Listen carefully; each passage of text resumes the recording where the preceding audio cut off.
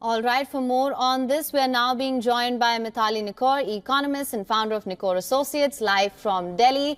Good morning, Mithali. Lovely to have you back on the show with us. Good morning. Good morning. Good to be here. Thank you so much for having me. Right, Mithali. Now that Powell has made it clear that there will be a pivot, will the Fed look at an aggressive rate cut path or will it consider a more moderate path? So, at this point in time, what we've been expecting, and I think we've been tracking this on WION for the last, 3 months, we've been talking about different statements from the Fed. I think it's very clear that a 0.25% rate cut is the most likely. This is the path that, the central bank has been on.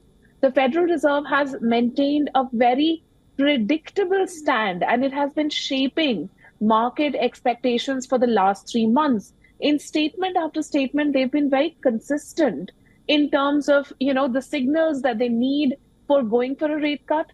And then they've also been very consistent in making it clear that they are looking at a 0.25% rate cut. They're not going for an aggressive policy, but they want to see how the markets react, how inflationary pressures react to a small rate cut. Right. Now, also, what is your take on the timing of the Fed's pivot to easing away from aggressive tightening policy? Late, just about right, early? What's your assessment? So, this is very interesting because at the end of the day, the way the Fed has shaped market expectations, all of us were expecting the rate cuts to come in September. And that's very interesting because in July, they issued statements saying, we're going to do rate cuts in September. Now, again, we see this conference happening, Jackson Hole. And again, we're seeing the Fed continuing to shape the market expectations about rate cuts in September. So they've got this very clear, credible path going. And this is very important for any market economy, that investors and financiers and entrepreneurs should all have that confidence in the central bank that when they announce something, they're going to actually follow through on it. And this is exactly how the Fed, with its market setting expectations, has been proceeding. And it has brought in more stability into the US economy. Right. And of course, as always, I do have to end with a question that requires some sort of premonition on your part. Will we get a 25 basis points cut or a 50 basis points cut in September?